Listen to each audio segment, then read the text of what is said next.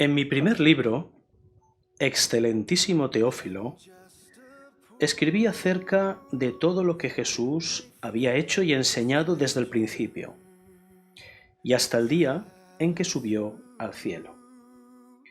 Antes de irse, escogió a sus apóstoles, y por medio del Espíritu Santo les dio instrucciones sobre lo que debían hacer.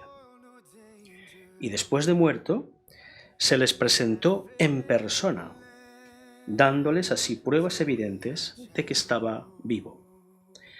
Durante 40 días se dejó ver de ellos y les hablaba del reino de Dios.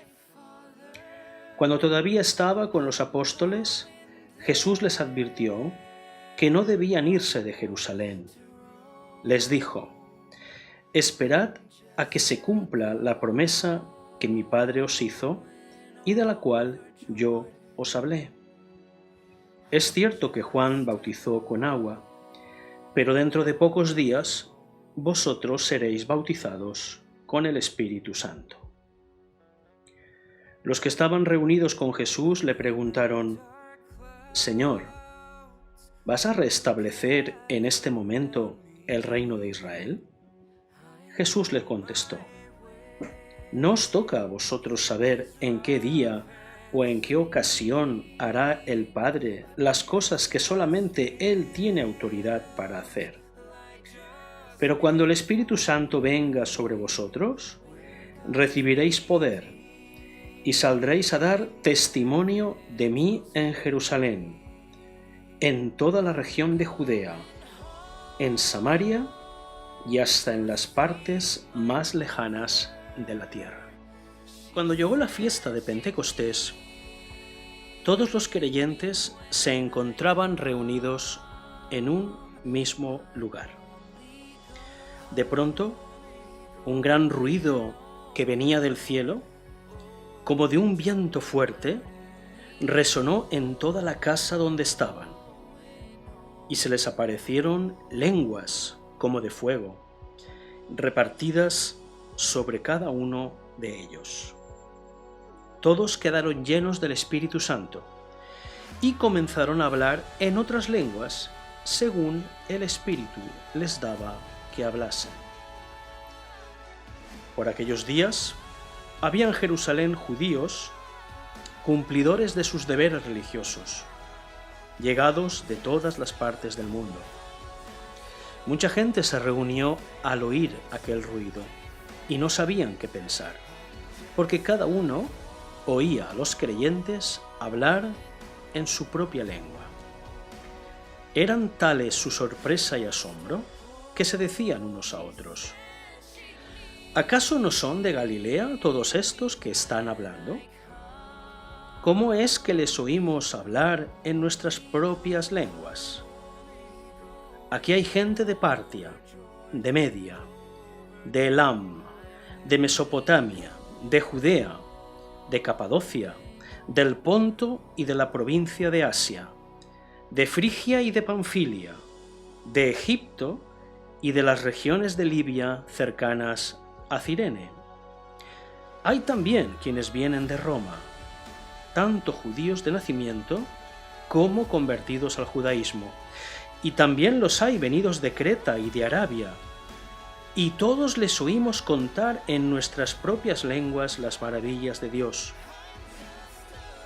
Todos estaban asombrados, sin saber qué pensar, y se preguntaban: ¿qué significa todo esto? Pero algunos decían burlándose: «Es que están borrachos».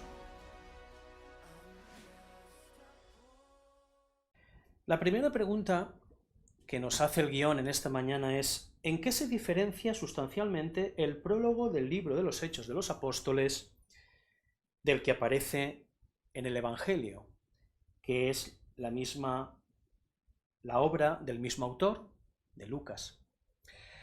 La novedad de este prólogo del libro de los Hechos es principalmente la aparición inmediata en el texto de la persona prometida y esperada del Espíritu Santo.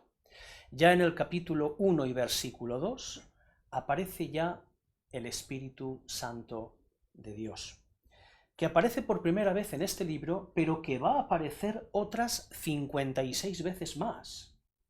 Es una palabra muy repetida en este libro y realmente es el leitmotiv, el motor de toda la narración.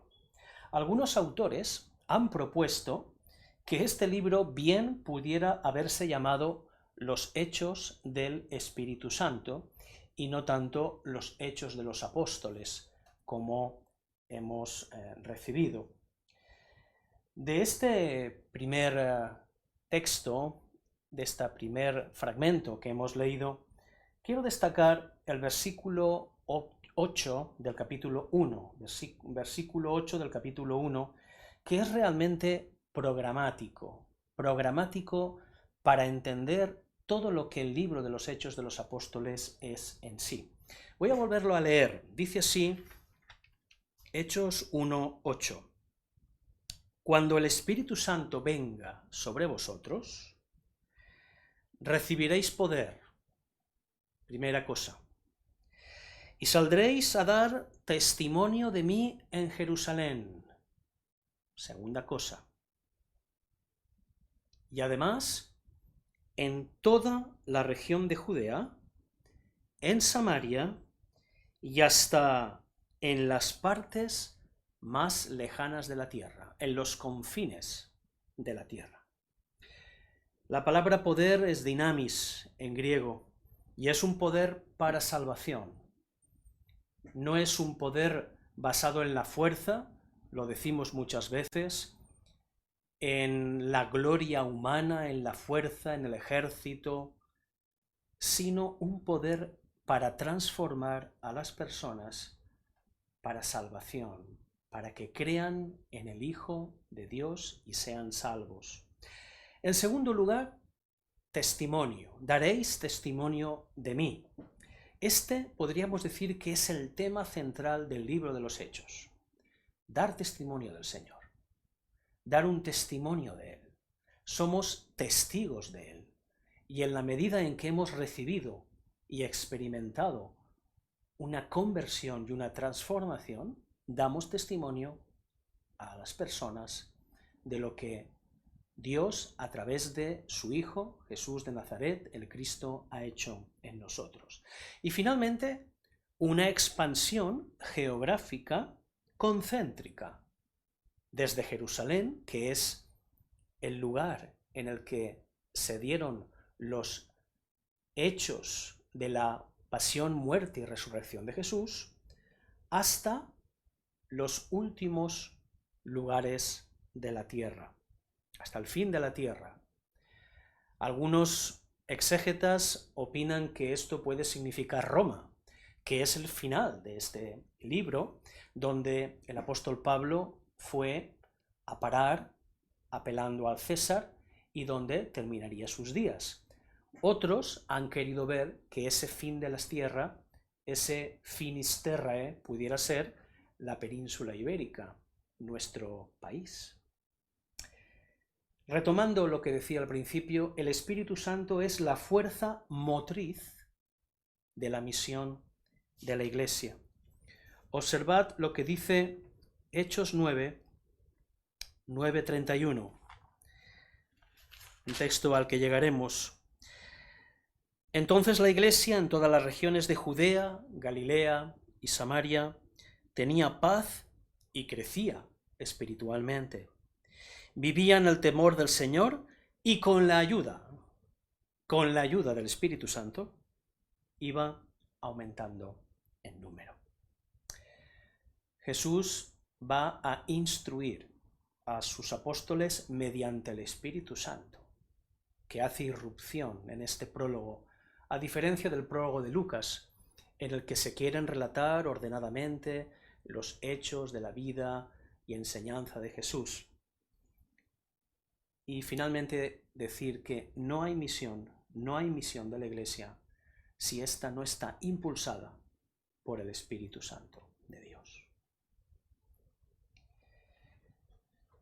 La segunda pregunta que nos formulamos hoy en la escuela dominical es: ¿Qué regalo dará Dios a su iglesia ese mismo día, el día de Pentecostés? ¿Qué regalo dio? ¿Y qué consecuencias tiene para la misión de la iglesia? El Espíritu Santo y la palabra de Dios, están indisolublemente unidas. La misma palabra de Dios, que sabemos que está inspirada por el Espíritu de Dios, ahora es otorgada como un don, como un regalo que la cubre y la perfecciona, sin abolirla. En Pentecostés, los primeros creyentes galileos fueron bautizados por el Espíritu, un Espíritu que ya había sido prometido por Jesús y que ahora, 50 días después de la Pascua, llega de una forma audible, milagrosa, llenando de asombro y de sorpresa a todos aquellos judíos y prosélitos que estaban en Jerusalén. El regalo es el Espíritu Santo de Dios mismo. Un Espíritu Santo que ya está presente a lo largo y ancho de toda la Escritura y de toda la historia de la salvación.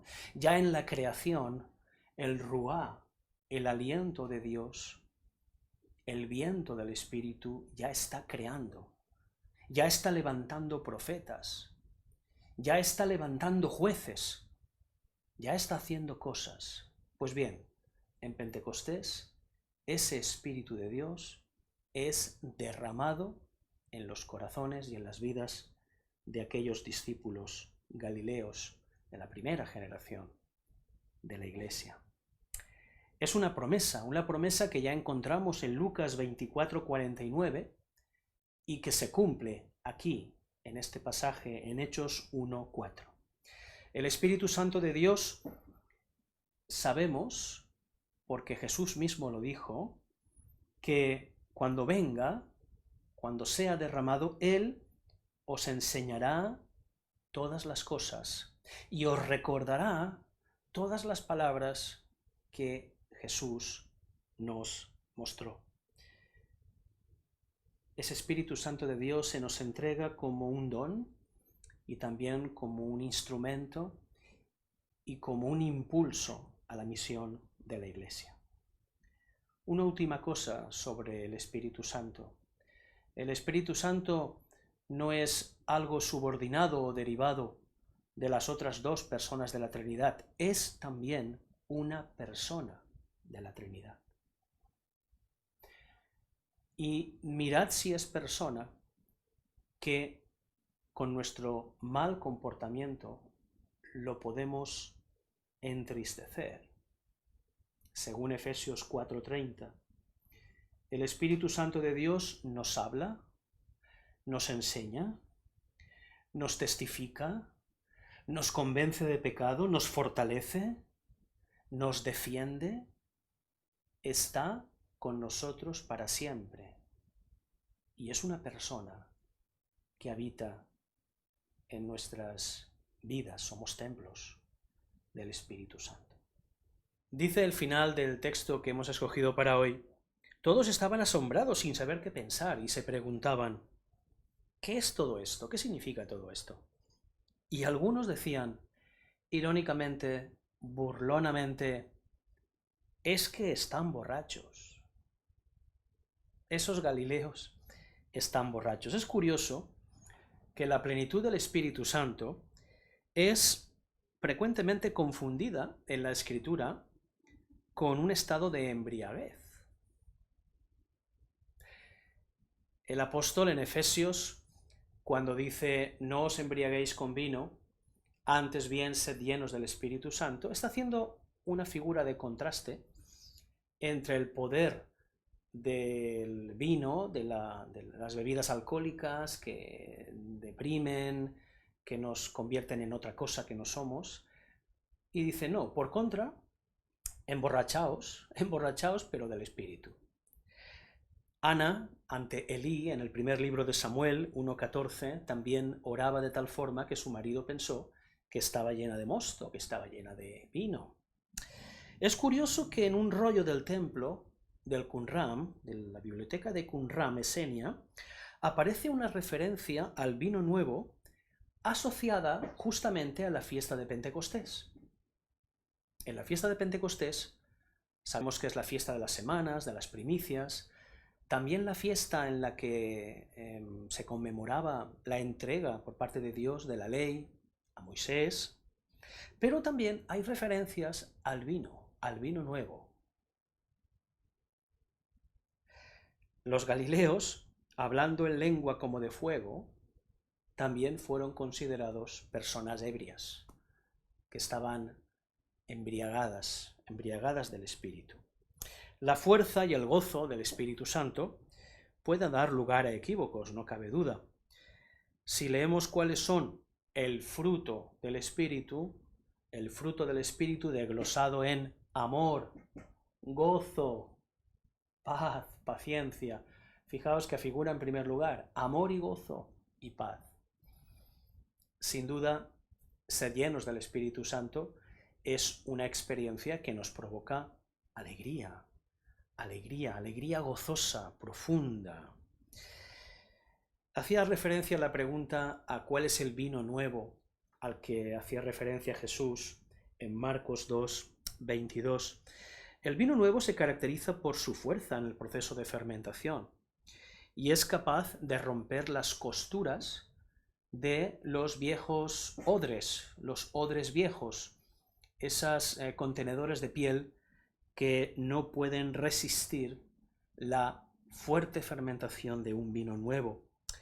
El simbolismo que nos quiere trasladar el Señor aquí es que es la convicción de que es estúpido intentar acomodar lo viejo a lo nuevo o persistir en viejas estructuras o formas de espiritualidad cuando irrumpe algo como el Espíritu Santo. El judaísmo, digamos, se descosió ante la llegada del Espíritu Santo de Dios. Pero de algún modo, de alguna manera, nuestras estructuras también, nuestras tradiciones, nuestros modos de operar después de 2000 años de cristianismo, también están en permanente revisión por el Espíritu Santo, que nos va enseñando y enseñando nuevas cosas acerca de la fe, de la misión y de la Iglesia. El Espíritu Santo es creativo, es sorprendente y sobre todo nos llena de gozo.